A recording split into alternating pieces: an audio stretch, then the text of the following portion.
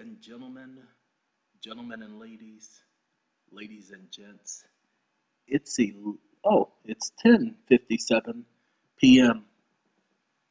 Almost thought it was 11. Sorry, been tired, been working every day and night, like Michael Jackson used to say. That's right, I said used to say. He don't say that no more. All right, ladies and gentlemen, I did a video earlier today. And that video was talking about the Treasury Direct account, the Federal Reserve Bank, and basically making a suggestion how you all can do things legally using the system to take care of all of those debts that you are laden with. Here's the problem. In order for me to put that video out, it would cause a lot of problems. And I'm not joking. All of you know I don't lie and I don't put out junk just to entice people's appetite so they come watch my channel. I told you all that I wasn't going to hold back, but the problem is it will be irresponsible for me to put out the video that I was getting ready to put out. It also put what we're trying to do to help people in jeopardy. Not that everybody would do it. No, that's not the issue. The issue is that they would eventually put a stop to some of the things that we are trying to accomplish.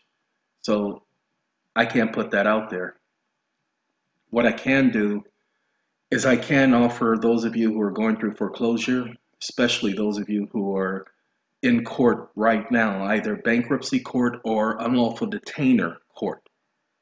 When the bank brings an unlawful detainer action against you, when they give you that first default notice, ladies and gentlemen, you don't understand. It's non-judicial. They're putting you through an administrative process. What nobody's ever told you, and including myself, I haven't come straight out and told you, and I should have. You're supposed to be filing a lawsuit against the bank to counter their claim. They are claiming you are in default.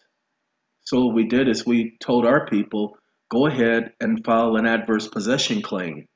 List the bank as one of the parties, list the servicer as another party, list the mortgage insurance company. People say, well, I don't know who the mortgage insurance company. You list them by reference. Say mortgage insurance company, John Doe, aka John Doe 1 through 10. Okay, because you want to list the officers of that company. When the bank comes in and says that you haven't paid, you say that's not true. I have paid. And they're going to say, well, our records show, excuse me, your records. Okay, you have a certified copy of your records with you. Is that so? What's your records show? Your Honor, here. This is my original mortgage. You see that stamp right there that paid to the order? I've already delivered that to them. They were supposed to send that to the Treasury and get their check. I cannot help it if they didn't do what the law requires them to do. What law is that? Oh, it's right there in the endorsement. I put the law in the endorsement so they'll know that they need to follow the letter of the law. Now, some judges will act stupid. Say, well, that's okay. It's all right if you don't understand. I understand that you guys cannot all be perfect. You can't fully understand the law. Nobody can. That's why I told you they got paid. Yeah, see, when they sent me that notice of default, that was them notifying everybody that there was a default on that particular loan. That means the mortgage insurance company had the responsibility of paying them. Now, don't worry about what's to happen after the mortgage insurance company paid them. That's between me and the mortgage insurance company. We're talking about whether or not they got paid. They got paid. Now, if they didn't get their money from the mortgage insurance company, they don't come crying to me because the agreement is for me to pay the insurance and the insurance company to pay them. Now, the way they wrote it up and the way we agreed, they don't even get to tell me who the mortgage insurance company is. Don't even know who they are. All I know is I've been paying them premiums. And as long as I've been paying the premiums, I have to benefit from such payments. I don't pay them premiums just for them to benefit. No, that's for me to benefit too. You see, it's called value and consideration. Okay, I'm giving the value, but I ain't receiving no consideration, and that's against the law. Equity requires that I receive consideration if I give value. Value and consideration. Ladies and gentlemen, start saying you have insurance. The courts are equity. They must recognize your insurance. The same as if you were in an accident and somebody was suing you. They must recognize the fact that you had insurance because that's what the law requires. Many of you are going into these courts and you're arguing all those old, tired points. Well, they didn't do this, and they're not this, and they're not blah, blah, blah. Ladies and gentlemen, okay, fine. Keep arguing those points, but your biggest point is you have insurance on your property. You have a note that says pay to the order. Do you not understand? Once you have an endorsed note and you give that to the so-called lender, they then become the holder of that note. They become the holder of a quote-unquote endorsed note. What are they required to do by law?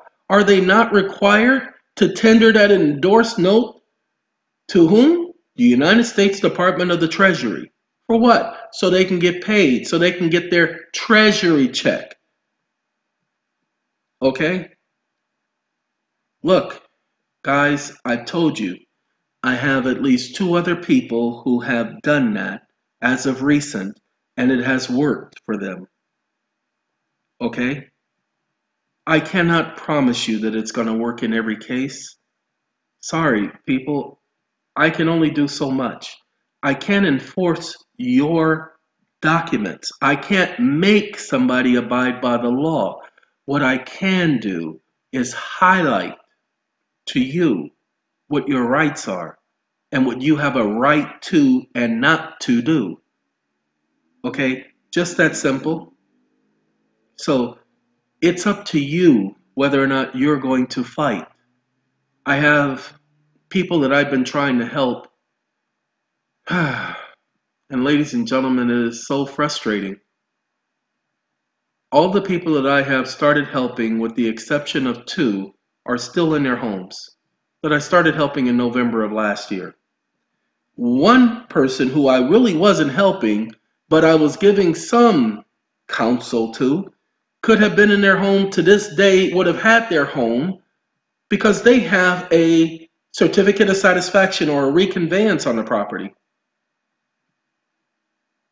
that shows they don't owe any money, and they never put it into the record. Never put it into the record. After I did so many videos telling everybody, go and check the county record and see if you have a reconveyance or a certificate of satisfaction on the record. Certificate of satisfaction, if it's the correct one, will show that the bank has been paid off and the debt has been canceled, and they're not seeking any further obligations on that note because the property is now owned by you, as all indebtedness has been canceled. It will say that in verbatim. Ladies and gentlemen, so many people have deeds of reconveyances on their property that shows they're the owner. So many people have the so-called certificate of satisfaction showing that they are the owners of the property, and they're just sitting back. Everybody thinks court is so difficult. Everybody thinks court is so hard. Look, ladies and gentlemen, all you got to do is know the basic rules of the court. And when you do your lawsuit, you simply say, I want this matter with the rules suspended because I am not an attorney and it is unfair because there is no law requiring that I know your policies or your procedures in order to file a lawsuit. There is no amendment. There is no ignorance of the law. It's no excuse when it comes to policy and procedures, especially since the court has their own internal procedures. If the court denies you that right, you have an appeal point to bring up. What's next? Ladies, gentlemen, We have a lot of people, like I said, who are afraid of the courts.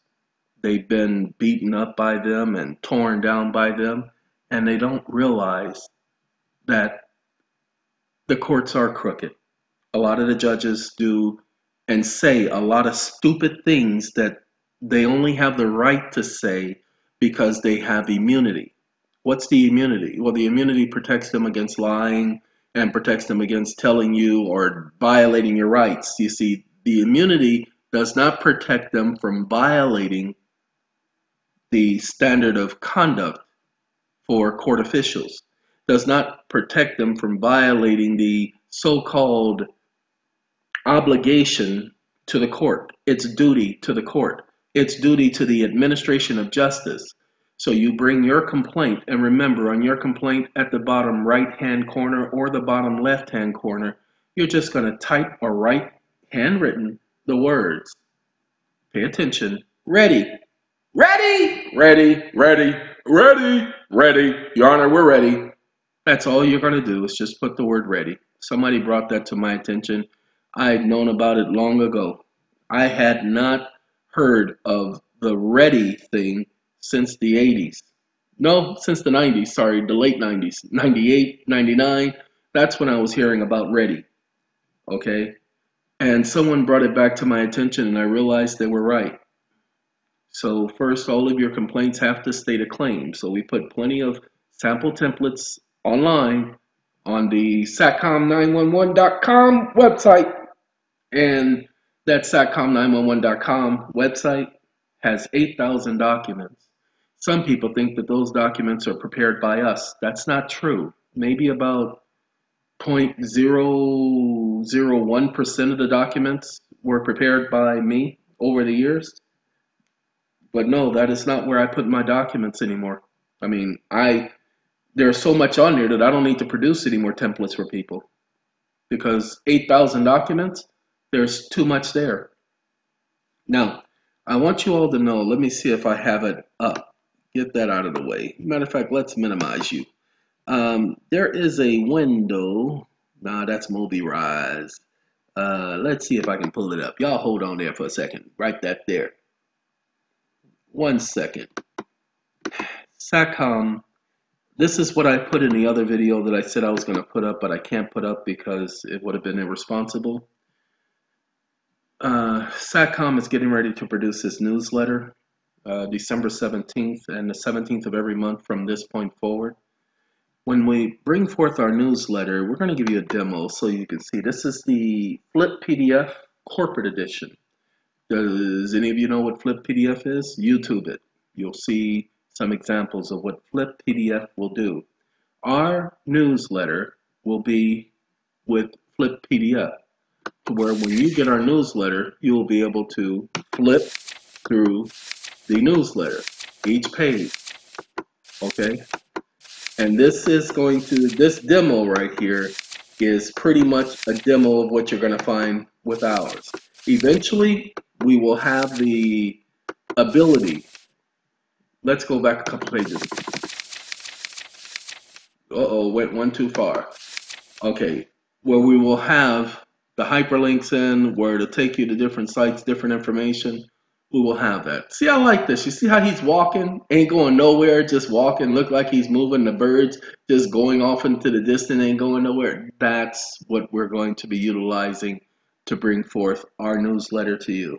We know that other people have brought forth magazines in this fashion. Yeah, we'll save that because I'm going to use that for the newsletter.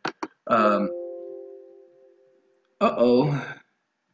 What you mean you can't save it? Anyway, ladies and gentlemen, other companies have utilized that software to bring forth their information, but we're going to utilize it to do our newsletter. You're going to see the SATCOM newsletter is going to be quite different. It's going to be quite unique, and it's going to cover several different topics. Not so much debt or finances, although we will cover that, but we'll cover other matters as well. So stay tuned. Those who have subscribed to SATCOM, we want you to understand in advance that you will be getting one sent to you by email shortly hereafter. all of those of you who have signed on to the SATCOM newsletter, or not SATCOM, subscribe to SATCOM, you will automatically get the SATCOM newsletter. We will try to get it out to all of you by December 17th, but just understand we will get that to you. Okay, now, ladies and gentlemen, finally, like I said, it's in the evening and I wanted to get the information out to you about the mortgages and about people going into court and just announcing that you've already paid it. And if they say you haven't, oh, I most surely did. I gave them this note right here, paid to the order of, and they received the payment from the Treasury because they were required by law and the Treasury was required by law, and I sent the copy to the Treasury. So the Treasury would have cut them a check and the Treasury would have paid it into their account. And if you take a look at their financial records, you will see that they've been paid. And since I said they got paid, and I've shown the court my endorsed note, and I have shown the court proof that I have sent them a copy of the endorsed note, then automatically I have provided a burden of proof. Why? Because the actual code says once I send them this endorsed note, that they have the responsibility of sending it to the Treasury in order to receive their check.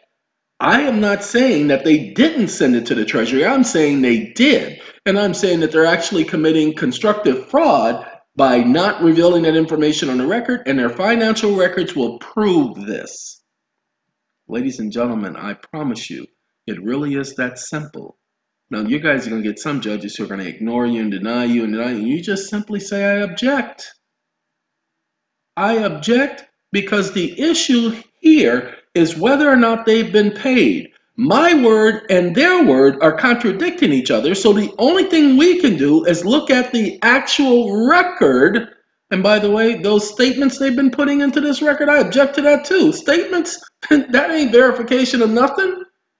Those are just statements. They're not certified. No, I want the actual comprehensive accounting to prove that they have been paid with respects to this house. So let's get that on the record. And if they deny you, then you bring it up on appeal and you just say you had a right to have that information. There are a lot of people trying to contact me, talking about how dire their straits are. Dire straits? That's right. Well, ladies and gentlemen, I want to do the Shaka Khan thing. I feel for you, but I don't love you. I think I love you. Oh, I'm sorry. I feel for you. Written by Prince. Ladies and gentlemen, but I don't feel for you.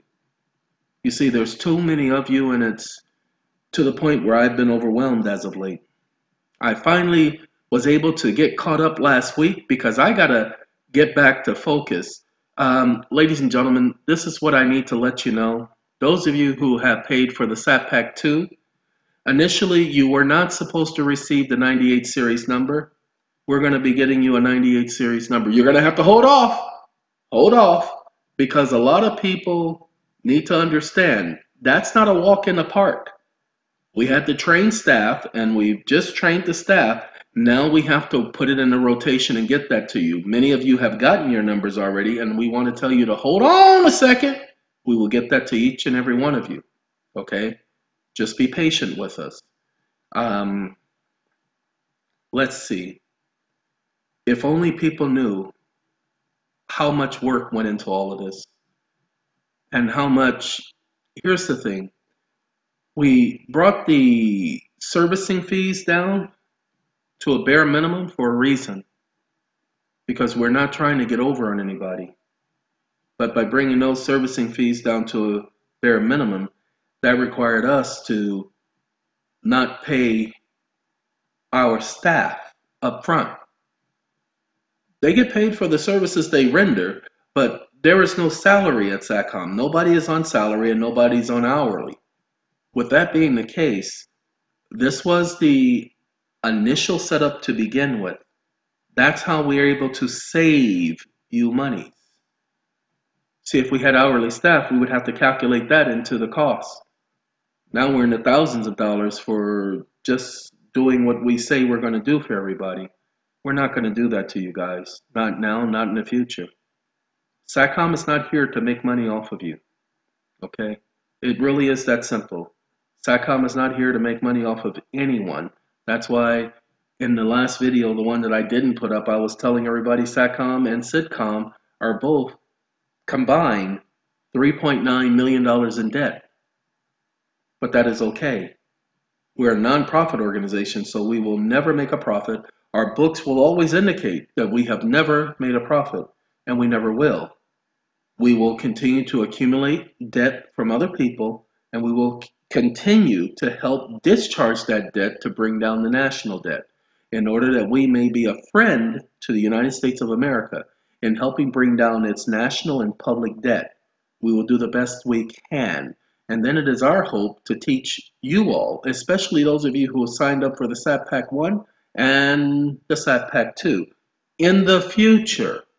Can't tell you when that will be, only that it's in the future. And we will help you guys discharge your debt. So it's going to be a bumpy road, ladies and gentlemen. It's just got a few more bumps in it. We know that many of you are stressing. We know that this wonderful system and world we're living in is becoming treacherous. Don't give up. Keep fighting. See, they want you to give up. They want you to overly stress. They want you to get sick. They want you to say, okay, I had enough. They want you to yell, scream, and holler and get upset and be discombobulated. They want that, ladies and gentlemen. They can't function without that. They need that. They want to be able to threaten you with this and threaten you with that. If all of you knew one thing, been saying it for years, there is no money. So when they are demanding money of you, you should be questioning them. What do you consider money? What do you consider cash? And then take them to the Treasury or take a copy of the Treasury newsletter where it says that legal tender has no value. Ladies and gentlemen, so what are you to pay with? The only thing you have is IOU. That's why A for V worked, because A for V is IOU. A for V is a promise to pay. That's why it worked. Nobody's coming out and explaining that to you guys in the most basic sense. But A for V is the Bankruptcy Act of 1933, otherwise known as the Emergency Economic Relief Act or the Emergency Bankruptcy Economic Relief Act of 1933, March 9th, 1933. You see, that's what made the money valueless. Why? Because that act did not authorize Federal Reserve notes. It authorized Federal Reserve bank notes. We don't have that in circulation. So there is no money. That's why the Treasury could say that Federal Reserve notes have no backing. They have no value. So you all need to know what you're doing and how to discuss this. For instance, I told all of you when I used the Social Security 445 form, and I put that form into the Ninth Circuit Court of Appeals, and I put that video on the internet showing people where they accepted in that case, and I told all of you when I put that video up there that they were going to dismiss that case, and that case was important to me. Ladies and gentlemen, they dismissed that case. Amazing, isn't it? I'll be bringing that case again, but they dismissed it. The same thing with the case in New York. I put the video up showing the lawsuit. Ladies and gentlemen, I wasn't supposed to do that. Not that I did something wrong. It's just the simple fact that I cannot be putting this information on the internet anymore, showing you what I'm doing, especially with the lawsuit. Okay? I can't keep showing my hand. Although I love showing them my hand because I like to say, what are you going to do about it? But I can't do that when other people are involved, when I'm handling other people's business. So I will not be doing that. I did it at the beginning because I felt it important for people to know what was being done and for them to know that nobody was sitting twiddling their thumbs. Well, please understand, we're getting ready to do the sledgehammer thing. I'm getting ready to hit them as hard as I possibly can from several different angles, but I have to be meticulous, okay? So this is what I need y'all to know. So with all of that being said, And that's what it's being said. We're going to let y'all get back to y'all day. We're going to ask y'all to have a Coke and a smile and all those other things. And we will talk to y'all next time. Until next time on this same bat channel, same bat time, we will speak to y'all then. Have a good day, y'all. Good night.